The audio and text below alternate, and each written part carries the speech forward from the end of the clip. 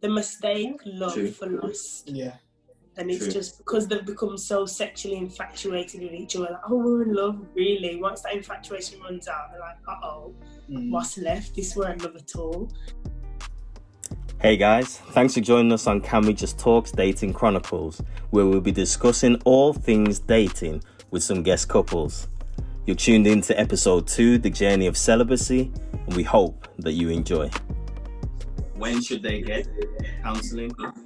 I think once you know, like, you guys are serious, like, I think there is a point to having a conversation. I think the main thing is that it's always something to talk about.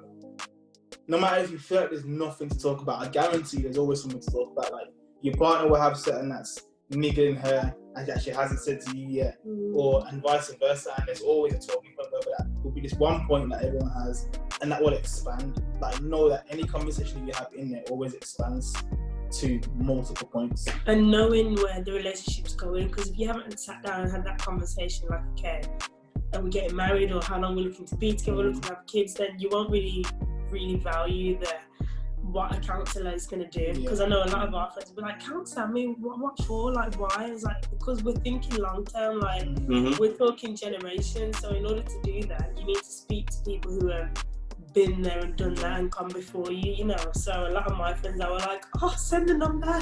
Like, send it. And I think it's easier when you have, like, counsellor, because for argument's sake, say if you're at home, you're having the same conversation, it might be a heated conversation. Whereas if you had it in front of a counsellor, you have someone in there to mediate between the two, to say, you know what, how do you feel? And respect this space and say, yo, you have your time to speak, you have your time to speak, and let's go. But I think when people hear counselling, it's like, oh, well, what do we need to go to there for? But you can have a general conversation, like, with general people or a general person. Just about normal things as well, and then you just pick up so many nuggets out of those normal conversations. So it doesn't have, counselling doesn't always need to be because you kind of issue. Yeah. Everyone thinks, oh, counselling because we're in a bad place. No, counselling because you're in a great place and you want to be in a better place. So exactly. Exactly. Alright, man.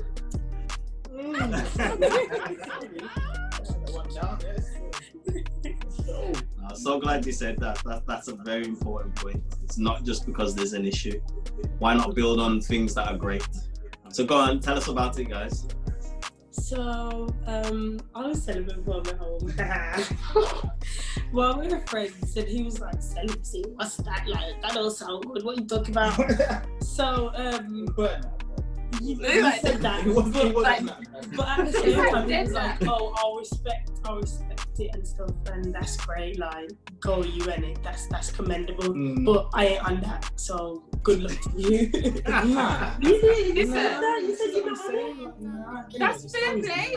No, that's all right. He was telling you how. Yeah, he wasn't in that space. Yeah, it's cool for that. So I was like, oh, okay then. So we can't get together right now. Like, it's not the time. Maybe we should stay friends and stuff, because the vision didn't align. So what you saying, Ron? So what you saying is, you said that this is what I'm doing. He said, this, I'm not on it. And so instead of you saying, okay, then, well, you know, let's try and find a middle ground, you were just like, what it then? Because no compromise. No compromise at all. Very good. Which, as I said, it's the respect. You've got to respect it. Do you know what I'm saying? It's either you don't respect it or you do. Do you know what I mean? And that's what I was saying. Like, okay, I think for me, that's what kind of, I was like, oh, okay. Well, and I know, like, you've got to meet her here now. Do you know what I'm saying?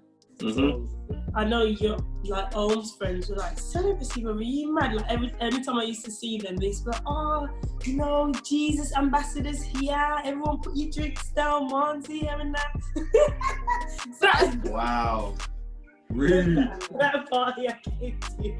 So I know, like, it was just not even in question. And then I think a year later, probably like a year, 2 years later, a year later, he was like, oh, okay, I'm Rasta. I says, okay, this is interesting, cool. At this point, we're still friends, just talking and battling it through.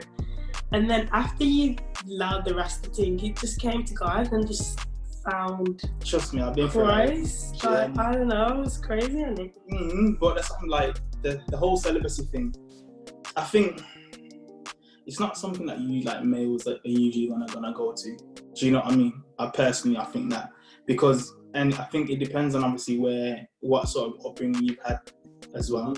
Because say for argument's sake, and the friendship circle, like if you've had friends that are obviously worldly and you're part of the world, celibacy is not your go-to. Do you know what I mean? It's probably gonna take someone to introduce it to you to be like, okay, well, this is what it is, and you've got that choice. Because now I've got a friend that called me yesterday, a couple of days ago, and he was like, "Yo, I'm looking to jump onto celibacy because I keep ruining these situations. Like girls are getting into me and whatnot, and I know I'm ruining them like totally." And I was like, "That's serious." Do you get what I'm saying? I'm not thinking, "Yo, what on earth is up? We're doing it okay." Trailblazer. Trailblazer, yeah. So. Don't forget to share your comments, like our Facebook and Instagram pages, share the video with your friends, and subscribe to our YouTube channel. See you next time, guys.